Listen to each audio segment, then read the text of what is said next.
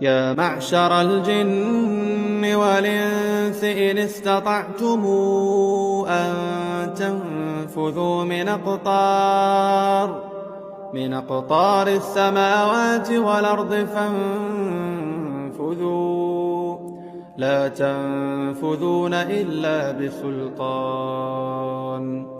فبأي آلاء ربكما تكذبان يرسل عليكما شواظ من نار ونحاس فلا تنتصران. فبأي آلاء ربكما تكذبان فإذا انشقت السماء فكانت وردة كالدهان. فبأي